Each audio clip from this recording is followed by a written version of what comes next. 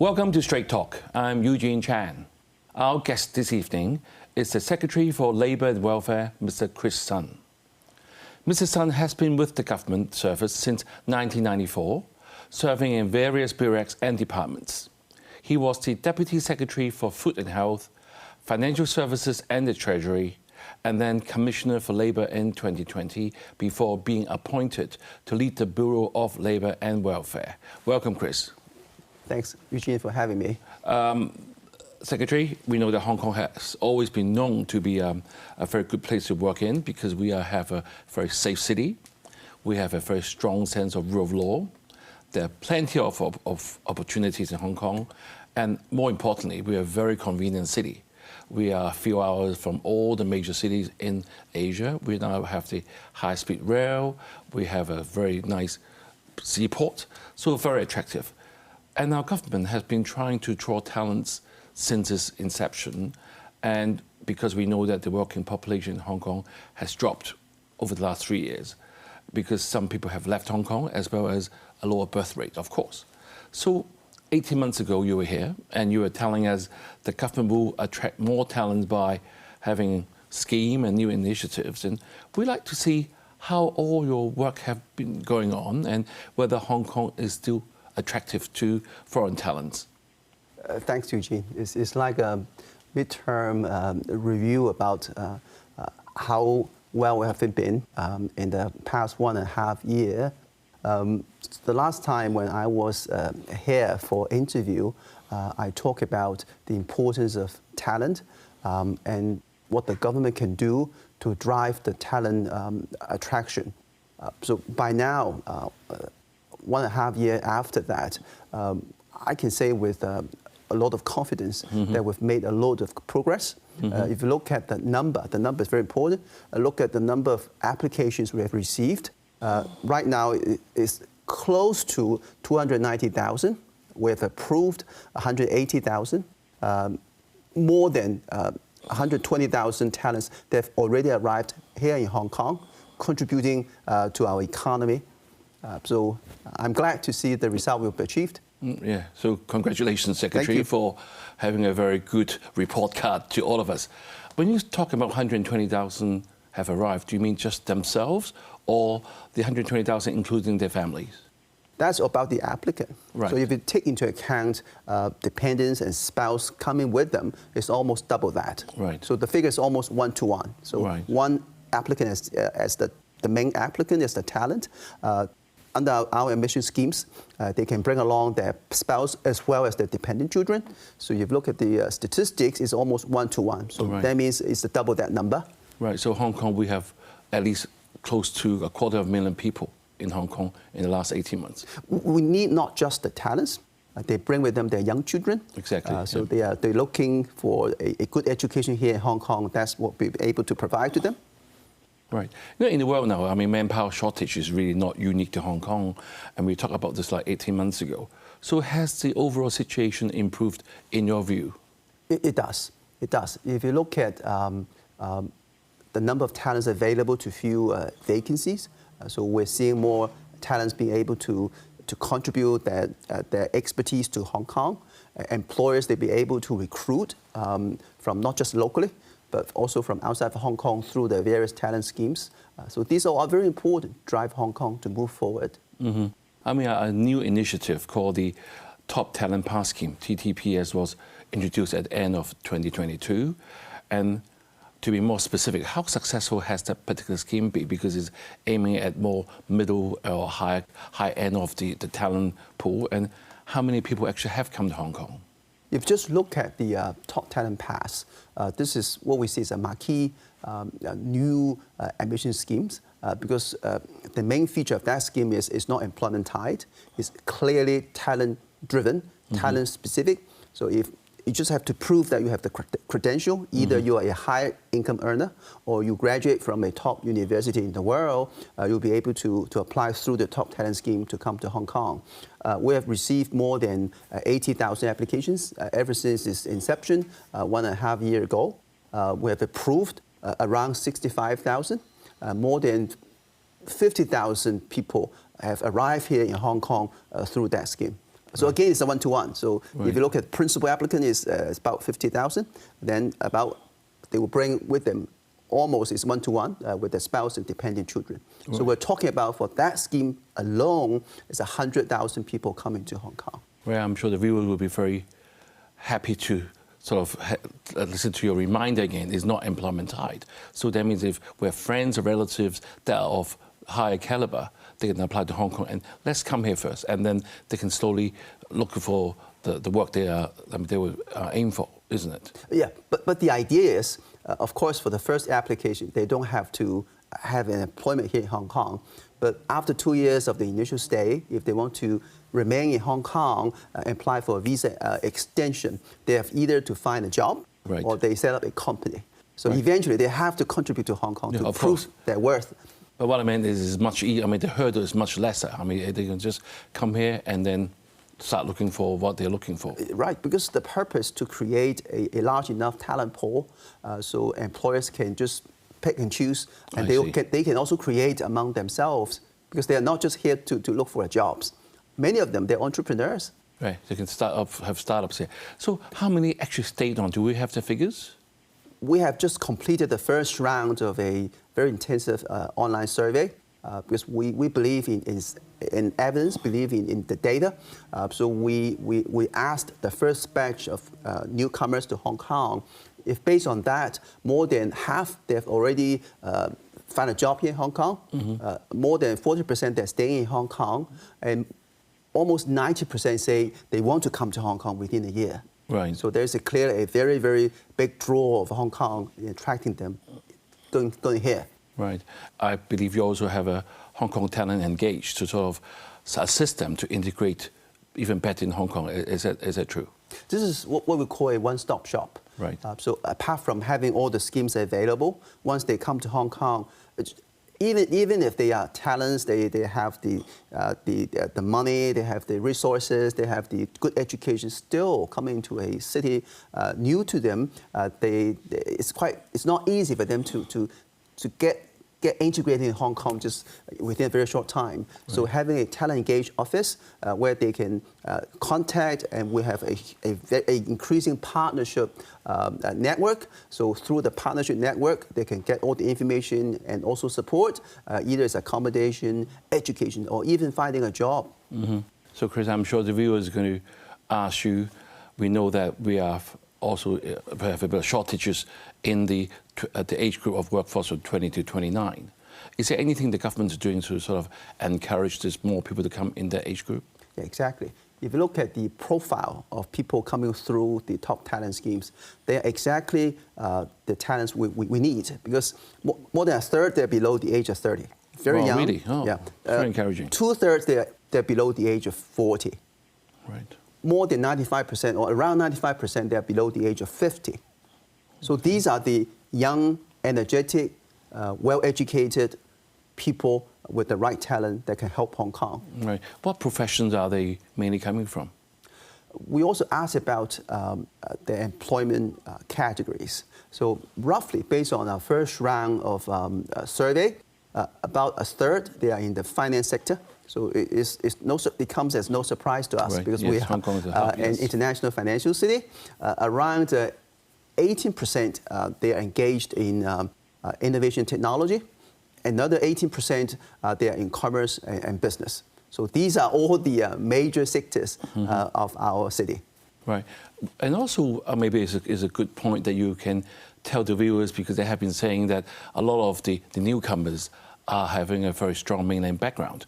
Maybe you can tell the viewers, where are they mainly from the mainland, or they're from overseas? Of course, if you look at where they're coming from, look at their passport, the majority they're coming from the mainland. But if you look at the education, many they are receiving education either in the US or in Europe, mainly in the UK. So we are really drawing a good mix of talent with an international perspective and the right education.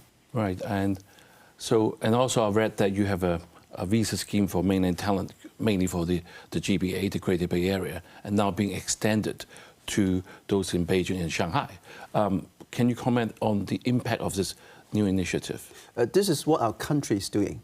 Right. So they allowed a defined type of talents to come to Hong Kong for a short-term stay. So they expand that. It started with the GBA city. Now it has been expanded to Shanghai and also Beijing. So that means more people in the mainland that can come to Hong Kong through their short-term stay. And their stay in Hong Kong is also been extended. They can stay for a longer time. Right. I'm going to ask you the last question before the break. We often compare Hong Kong with Singapore, and we know that Singapore is always also needing to get talents. Do you think, are we doing well compared to Singapore? Are we losing out, or are we getting better? But I would say we're in a game of our own. So we're not competing with anyone. We are competing with ourselves. We have to do better. Because if you look at Hong Kong, we have all the qualities to be the top leader in the field of talent attraction. All right. Let's take a break now, but viewers, stay tuned. We will be right back.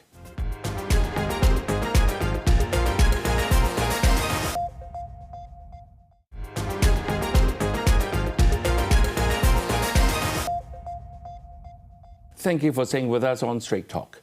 We have our Secretary for Labour and Welfare, Mr. Chris Sun, with us, and we have been talking about attracting talent to Hong Kong, in particular the middle and upper end of our labour force, but it is also important to be inclusive of the whole spectrum of our community. Secretary, we had concentrating on the top talent pass scheme, and I'm sure many people in Hong Kong will feel that we are short of workers, especially the F&B industry. Some of the friends I've met saying that Hong Kong is being known now not as a great service place, and they said to me, it's not that we don't want to have the people, we don't have enough the people to do the work. So are you doing anything about this part of the sort of importing labour? Oh, yes, indeed. We need not just talent at the high end. We also need manpower to fill a lot of the either it's low-skilled or semi-skilled, even non-skilled positions. Because this is made very clear if you look at our workforce. So our workforce peaked at the year of 2018. So ever since, the workforce is on a downward trend. So for a growing city, we need more people to serve us, to fill all the positions. So at the labor front, we have first of all introduced 3 sector-specific special schemes for the importation of labor.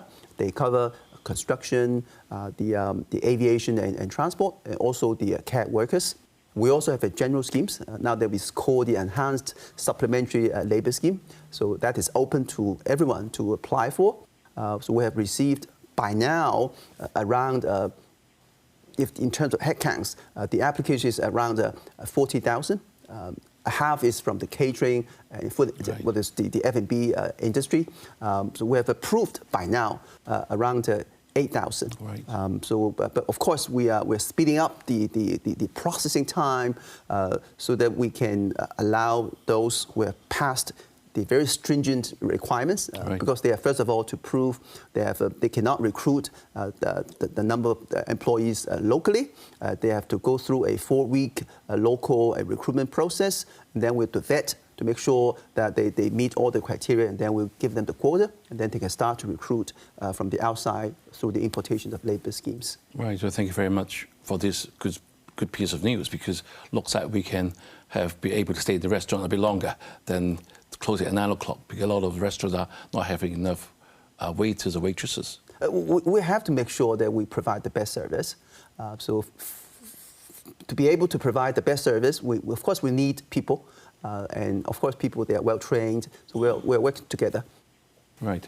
And also under your auspices, we are going to have the inaugural Global Talent Summit actually starting today. How is this going to help Hong Kong to attract more talent? It's the first time to showcase Hong Kong as the talent hub, but how is this going to make it supporting to all the schemes that you have? The purpose of having the Global Talent Summit, it was just held earlier today, and for tomorrow there'll be another one targeting the GBA together with a 2-day what we call a Career Connect Expo. The very purpose to showcase Hong Kong as the talent hub in this region of the world. We hope by holding this summit with tens and hundreds of speakers from around the world to cement a position as the leader, as a talent hub in this area of the world. Through the summit, of course, first of all, we can introduce to a wider audience the various admission schemes in Hong Kong, all the opportunities the talent can seek here in Hong Kong. So it has been a big attraction already. So if you look at the reaction to it, it's very, very encouraging. Right. So this is going to, reinforces our role as a talent hub. So hopefully, even more good people will come to Hong Kong, isn't it? You need a highlight. So with a summit, I see. So there's a highlight. We promote it. We tell people about how good we've been doing, all the good things about Hong Kong, why they should come to Hong Kong. We have various promo, so we're highlighting the talents from around the world. So some are from Europe, some are from the USA, some from Asia, some from the mainland, telling their own story about why they Hong Kong. Our slogan is, I'm here because. So I'm here in Hong Kong because Hong Kong is a great city, because we have a low taxation system, because we provide all the opportunities for them to develop their career. So far, we have talked about attracting talents because, as we said earlier in the show, we have lost a bit of the working population. Now we are gradually building up with the momentum, with the top end, middle end, even the workers you mentioned. But how about our local talents? We must not forgotten about them. How are you going to nurture and retain them to stay in Hong Kong? They are the key. So local talents are the key to us. So if you look at our investment and education, it's huge and ever growing. We have some of the best universities in Asia. Many are top-ranking universities. We also invest a lot in terms of retraining, vocational training, and also just continuing education. So we're sure that our first priority is to nurture and grow our local talents. It's only when our local talents are not enough, then we have to look outside to complement our local talents. But they remain the cornerstone of Hong Kong. Right. So, Secretary, we had the CEO of Hong Kong Tramways here 2 weeks ago, and then he said to me that there's a shortage of skilled technicians to sort of even maintain the trams because a lot of the technicians are getting age with time. So are there any plans to sort of expand or diversify our vocational training programs? Because in the community, we need all areas of workers so that we have more people to serve different industries. Do you have any plans for that as well? We've just put in place a incentive scheme to encourage more people to join the vocational training. So we provide additional subsidy, it's actually 1,000 more a month for those taking vocational training as apprentice. And we also provide more money for them to get advanced training after that. So this is one part of it. We also, of course, have to go outside and encourage more young people, say if they're interested in the vocational training, so if they can start it. So we're doing everything possible to make sure that we have the right people to have the right vocational training background to help drive our economic growth. Right. Secretary, so far we have talked about basically everything under your portfolio, that all sectors of the community. But one area that we must also touch on today, since you're here, is what has been in the news lately, the statutory minimum wage that has been in the news the last few days. And can you give us a very brief background of what it is and when and why do you have to put this in place? To put it in a very in one short sentence, we are making a milestone. So we, from 2011, we had a statutory regime for minimum wage. So far, the scheme works as follows. So almost every 2 years, the Commission, they came together through a very complicated and time-consuming process. They try to negotiate a rate for the minimum wage in the coming 2 years. But this is not responding well enough to our societal needs.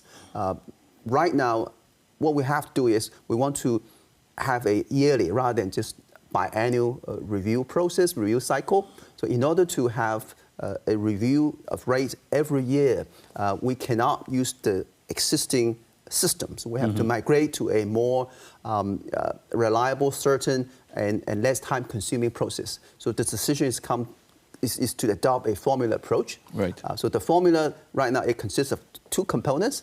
One component is the inflation factor. Another is called the economic growth factor. For both factors, because we're talking about people that are just earning the minimum wage. We make sure that there will be no downside risk. So we guarantee that there will be no reduction in the rate, even if we are seeing a not just inflation, we have deflation. They still can maintain it, but at times of inflation, we'll give them 4. For the economic growth factor, again, is a guarantee. Even if there's negative growth, they will see no reduction. But if there's an increase, we're doing well enough, there's a sharing. About 20% will be giving to those. My Secretary, I want to ask you even more specific. I know that the minimum wage is set to be just over $41 per hour, and I'm sure the viewer is going to ask you, is this going to be adequate to cover the basic living in Hong Kong? Everything is getting more expensive. But at the same time, what proportion of our workforce is actually receiving the minimum wage, and what type of jobs do they do? The purpose of having a statutory minimum wage is to provide a guarantee to those they are not having the bargaining power. We want to make sure their pay is not too low. Right. So this is the very purpose of it. Right now, just around 0.6% of our workforce, they are receiving a minimum wage. That translates into around 17,000. So just a small number of people that are receiving the minimum wage. When you mentioned that is linked to the GDP as well as the inflation, I mean, how welcome is this to by our labour unions? I think the Commission has done a great job. They have seek to strike balance between the needs of the labour side and also the concerns of the business side. So that formula is agreed unanimously by members on the Commission, consisting both from the labour side, from the employer side, and also from the academics. So based on my experience, and ever since in the past week or so, I have been speaking to a lot of people from different backgrounds. So I can say this formula and this approach is acceptable to them in general. Right. Let me ask you one final question. One academic has said that annually adjusting the minimum wage will result in higher labour costs and lead to higher price of services and goods, which will jack up the inflation. Do you agree? I don't think so, because we're just talking about a very, very small number of people receiving minimum wage. And also, if you look at the design of the formula, it seeks to strike a balance. So while protecting guarantee to those earning the minimum wage, we also make sure that the increase will not be excessive. Right. I'm afraid there's all the time for, Chris, and thank you very much. And to hear all of your good views, it is certainly reassuring that despite the challenges, the government initiatives to attract talent are filling some of the gaps in the workforce. The initiatives to nurture our local talents are also an important element to ensuring increasing growth and development of Hong Kong's economy. As Steve Jobs said, the secret of our success is that we have gone to exceptional lengths to hire the best people in the world. Have a good evening and see you next week.